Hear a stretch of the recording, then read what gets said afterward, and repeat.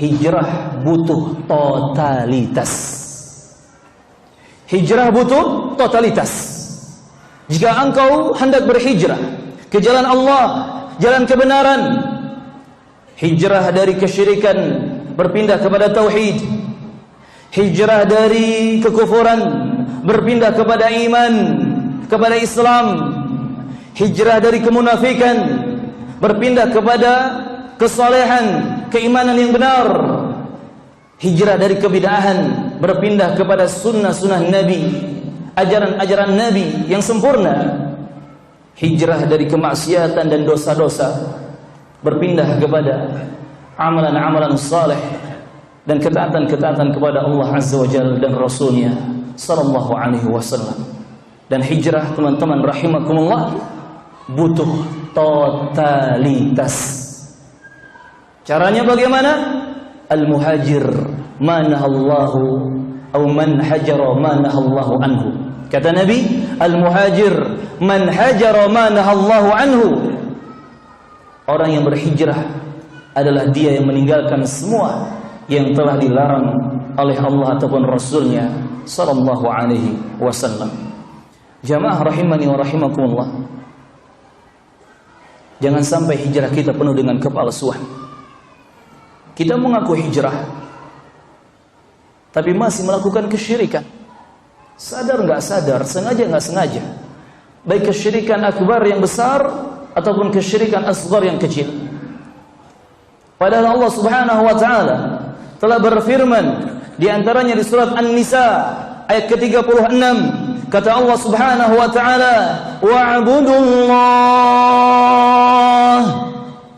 wa'budullaha wa la tusyriku bihi syai'a.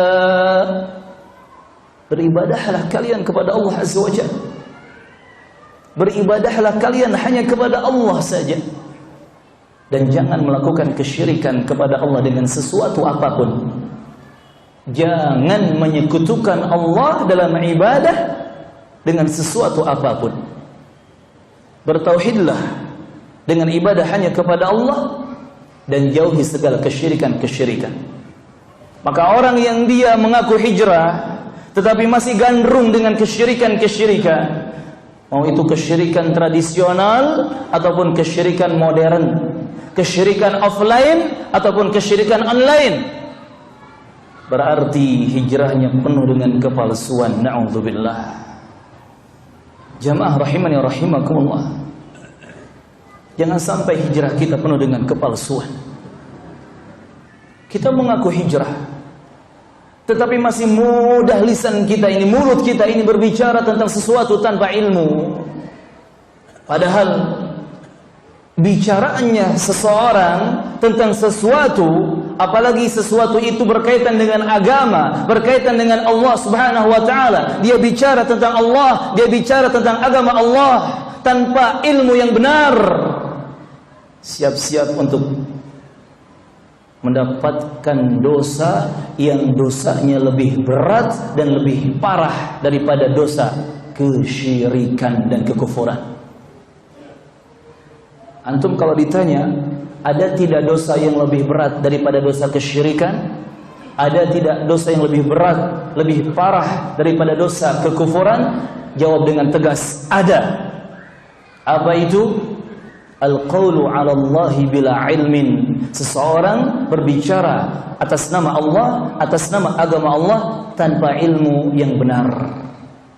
Dalilnya antum baca surat Al-A'raf ayat 33. Al-A'raf ayat 33. Di situ Allah menyebutkan, qul, katakanlah, innama harrama rabbiyal fawahisha ma dhahara minha wa ma batan.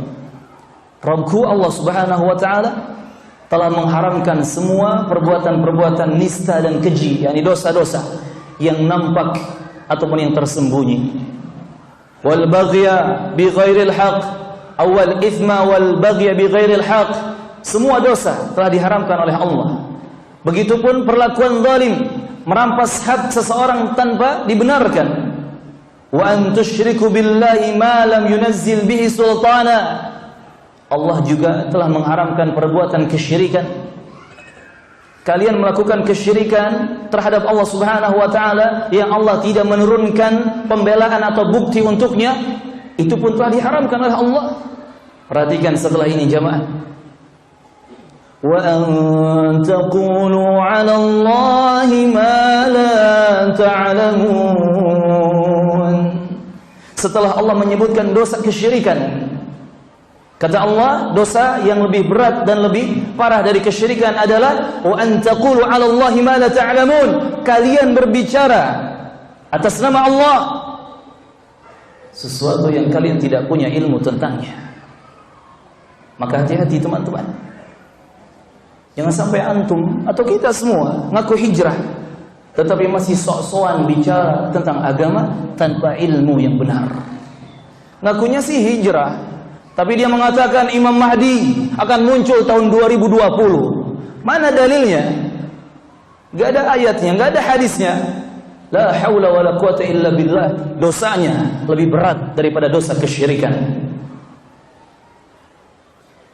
Ngakunya hijrah, mengajak ummah untuk bersatu di atas hijrah, tetapi dia mengatakan tanduk syaitan atau dajjal itu ada di Makkah berupa tower yang bentuknya bulan sabit. Itu adalah tanduk syaitan, dajjal. La haula wala quwwata illa billah. Dia bicara tanpa ilmu dan dosanya lebih berat daripada dosa kesyirikan. Teman-teman rahimani wa rahimakumullah, termasuk jangan pernah kita bicara atas nama Nabi Muhammad tanpa ilmu yang benar. Mengatakan Rasulullah bersabda demikian-demikian padahal hadisnya enggak ada. Kalaupun ada hadisnya dhaif, lemah. Lebih parah lagi hadisnya maudhu, palsu. La haula wala quwata illa billah. Sampai ada tukang mentimun, saking pengen lakunya jualan timun, dia mengatakan qala Rasulullah, telah bersabda Rasulullah, sesungguhnya timun ini obat untuk segala penyakit. Tujuannya apa? Agar laku jualannya, agar dia dapat fulus banyak. Dan tidak sedikit di akhir zaman ini orang-orang hanya demi secuil bagian duniawi, hanya demi fulus, hanya demi popularitas, berani berdusta atas nama Allah, berani berdusta atas nama Nabi Muhammad.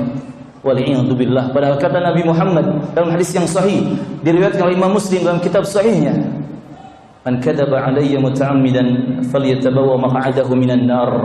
Siapa yang berbicara dusta atas namaku, sengaja dia berdusta atas namaku, maka siap-siap untuk mengambil tempat duduk atau tempat tinggalnya di dalam api neraka. Na'udzubillah.